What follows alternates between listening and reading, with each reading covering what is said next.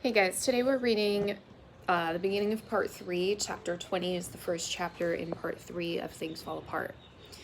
7 years was a long time to be away from one's clan. A man's place was not always there waiting for him. As soon as he left, someone else rose and filled it. The clan was like a lizard. If it lost its tail, it soon grew another. And so the beginning of chapter 20 is really illustrating for us the fact that in his exile, Okonkwo has lost some of his status amongst his people in the Umuofia tribe. Okonkwo knew these things. He knew that he had lost his place among the 9 masked spirits who administered justice in the clan. He had lost the chance to lead his warlike clan against the new religion, which he was told had gained ground. He had lost the years in which he might have taken the highest titles in the clan. But some of these losses were not irreparable. He was determined that his return should be marked by his people. He would return with a flourish and regain the 7 wasted years. So this is just characterization of Okonkwo as being very stubborn and hardworking and persistent. And these traits do seem like good, positive character traits, but he is extremely stubborn, and so it's actually to a fault. Even in his first year in exile, he had begun to plan for his return. The first thing he would do would be to rebuild his compound on a more magnificent scale. He would build a bigger barn than he had had before, and he would build huts for 2 new wives. Then he would show his wealth by initiating his sons into the Ozo Society. Only the really great men in the clan were able to do this. Okonkwo saw clearly the high esteem in which he would be held, and he saw himself taking the highest title in the land. As the years of exile passed one by one, it seemed to him that his chi might now be making amends for the past disaster. His yams grew abundantly, not only in his motherland, but also in Umuofia, where his friend gave them out year by year to sharecroppers. Then the tragedy of his first son had occurred. At first it appeared as if it might prove too great for his spirit, but it was a resilient spirit, and in the end Okonkwo overcame his sorrow. He had 5 other sons, and he would bring them up in the way of the clan.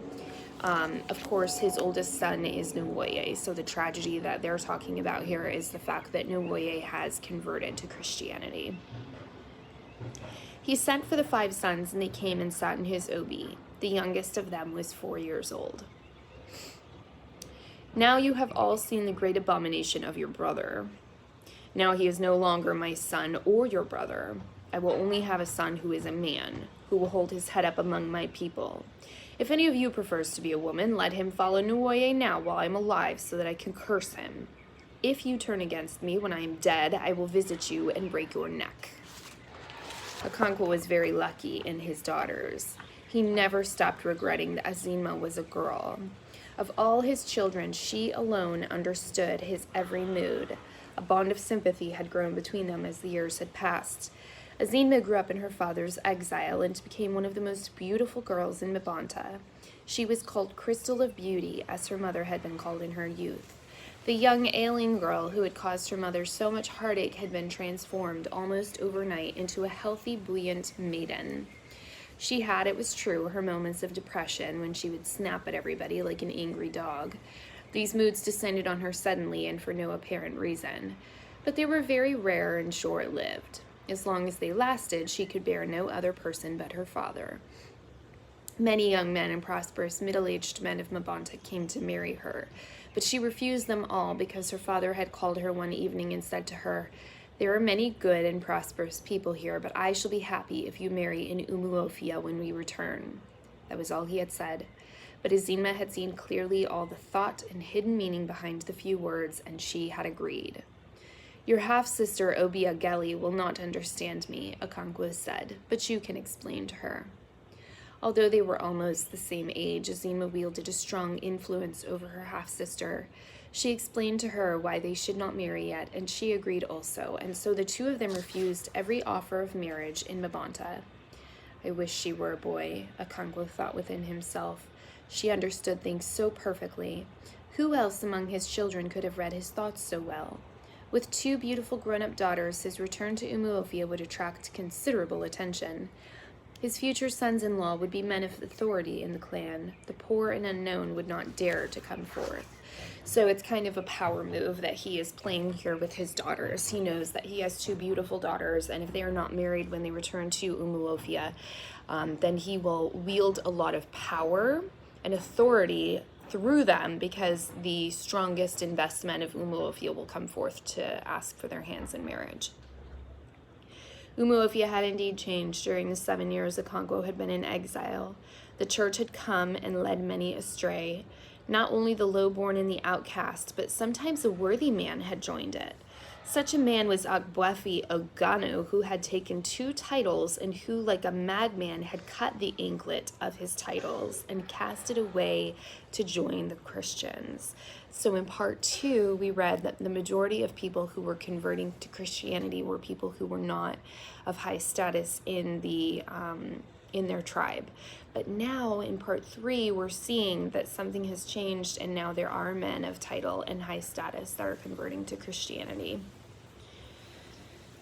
The white missionary was very proud of him, and he was one of the first men in Umuofia to receive the sacrament of Holy Communion, or Holy Feast, as it was called in Igbo. Agbuefi Ugana had thought of the feast in terms of eating and drinking, only more holy than the village variety. He had therefore put his drinking horn into his goatskin bag for the occasion. But apart from the church, the white men had also brought a government. They had built a court where the district commissioner judged cases in ignorance. He had court messengers who brought men to him for trial. Many of these messengers came from Umuri on the bank of the great river, where the white men first came many years before, and where they had built the center of their religion and trade and government. These court messengers were greatly hated in Umuofia because they were foreigners and also arrogant and high-handed. They were called Kotma, and because of their ash-colored shorts, they earned the additional name of ashy buttocks. They guarded the prison, which was full of men who had offended against the white man's law. Some of these prisoners had thrown away their twins, and some had molested the Christians. They were beaten in the prison by the Kotma and made to work every morning clearing the government compound and fetching wood for the white commissioner and the court messengers. Some of these prisoners were men of title who should be above such mean occupation. They were grieved by the indignity and mourned for their neglected farms. As they cut grass in the morning, the younger men sang in time with the strokes of their machetes. Kotma of the ash buttocks, he is fit to be a slave. The white man has no sense. He is fit to be a slave. The court messengers did not like to be called ashy buttocks, and they beat the men, but the song spread in Umuofia. Okonkwo's head was bowed in sadness as Obiarka told him these things. Perhaps I've been away too long, Okonkwo said almost to himself, but I can't understand these people you tell me.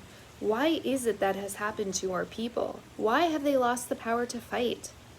Have you not heard that how the white man wiped out Abame? Asked Obiarka. I have heard, said Okonkwo, but I've also heard that Abame people were weak and foolish. Why did they not fight back? Had they no guns and machetes? We would be cowards to compare ourselves with the men of Abame. Their fathers had never dared to stand before our ancestors. We must fight these men and drive them from the land. It is already too late, said Obiarka sadly. Our own men and our sons have joined the ranks of the stranger.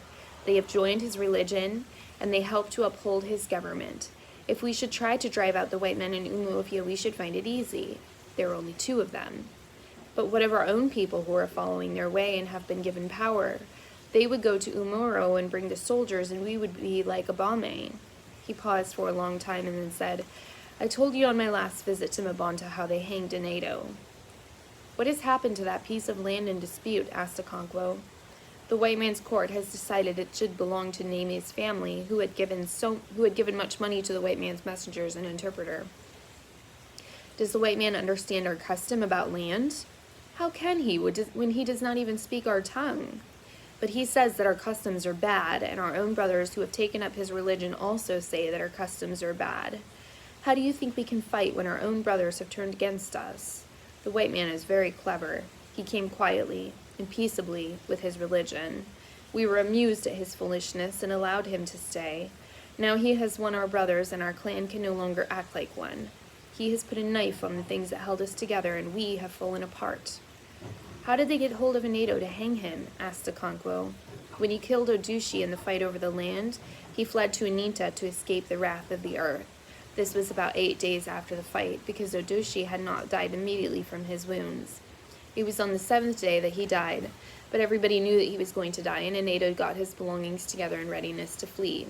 But the Christians had told the white man about the accident, and he sent his Khatma to catch Anito. He was imprisoned with all the leaders of his family.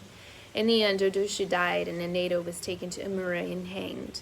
The other people were released, but even now they have not found the mouth with which to tell of their suffering.